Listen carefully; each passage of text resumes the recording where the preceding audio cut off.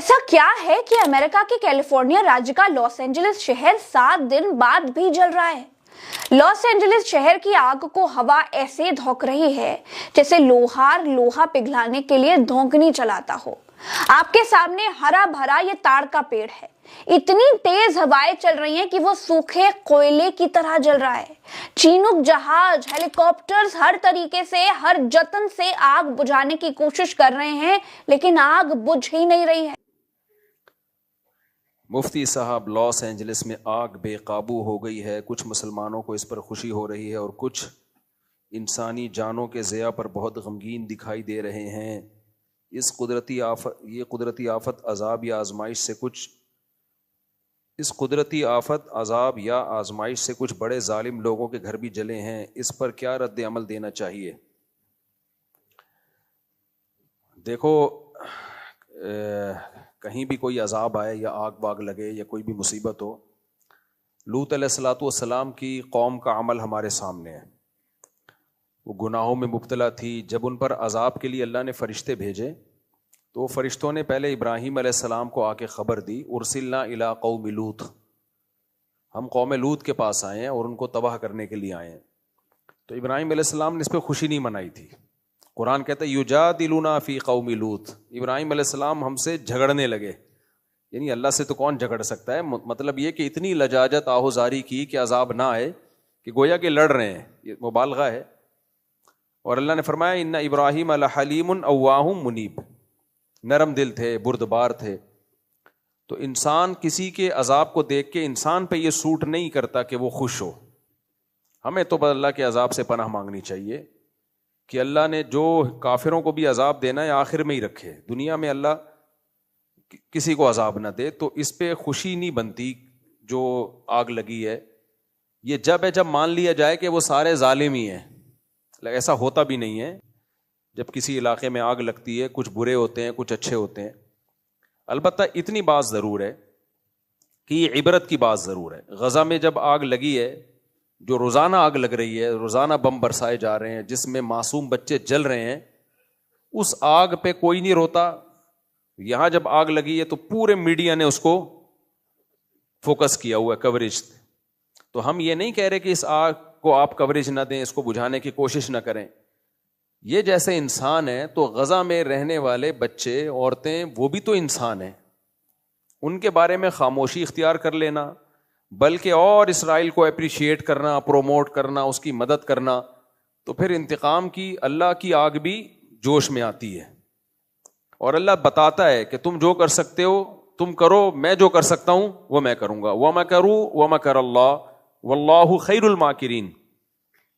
اللہ کہتے ہیں یہ میرے خلاف تدبیریں کرتے ہیں تو میں بھی تدبیر کرنے والا ہوں، اور میری تدبیر ان سے زیادہ پاورفل ہوتی ہے۔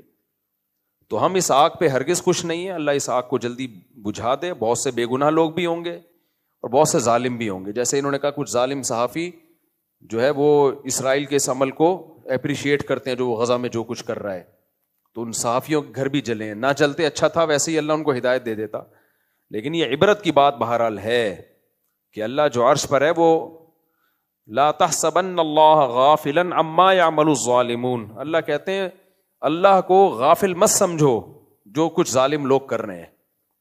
تو اس لیے دنیا کو دونوں آگوں کے خلاف آواز اٹھانی چاہیے، دونوں آگوں کو بجھانے کی کوشش کرنی چاہیے۔ لاس اینجلس میں جو آگ لگی ہے اس کو بھی بجھانے کی کوشش کریں، لیکن میرے بھائی جو غزہ میں آگ لگی ہوئی ہے نا، اس کو بھی بجھانے کی کوشش کرو، اور اس سے عبرت حاصل کرو کہ ایک آگ اللہ انسان لگاتا ہے اور کچھ آگیں اللہ بھی لگا لیتا ہے۔ ہم تو حیران ہو رہے ہیں، امریکہ جیسے ملک میں آگ لگ کیسے گئی؟ یورپ، امریکہ، کینیڈا، جاپان، ان ملکوں میں گیا ہوں، آگ سے بچنے کے لیے انہوں نے اتنی تدبیریں اختیار کی ہوئی ہوتی ہیں کہ آپ کی سوچ ہے۔ ہر بلڈنگ میں فوارے لگے ہوئے ہوتے ہیں، آٹومیٹیکلی آگ لگے گی تو یہ خود بخود یہ آن ہو جائیں گے۔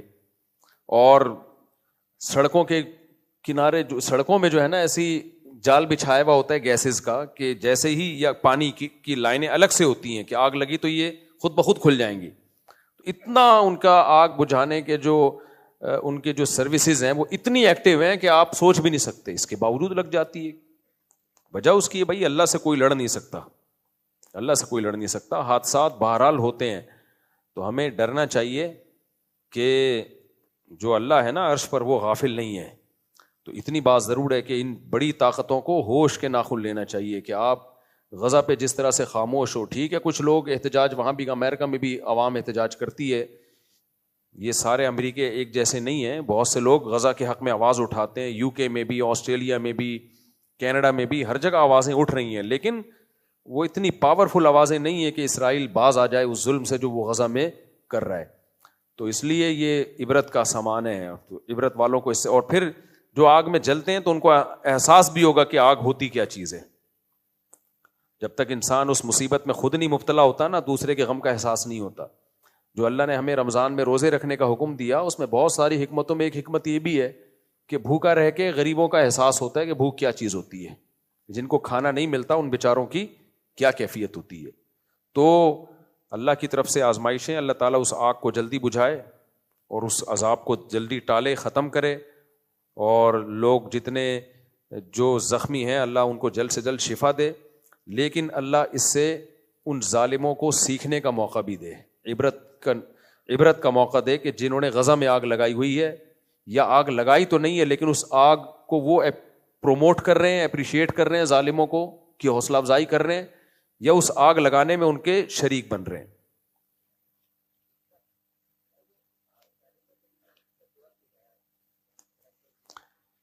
دیکھو ظالموں کے لیے بد دعا کی جائے تو وہاں سارے ظالم نہیں ہے نا, مسئلہ یہ ہے. اسپیسیفک ظالم کے لیے بد دعا کرنا تو جائز ہے, وہ بھی شدید حالات میں جب ظلم بہت بڑھ جائے تو اللہ نے اجازت دی ہے, لیکن پھر وہ صرف ظالم کی حد تک محدود رکھی جائے نا.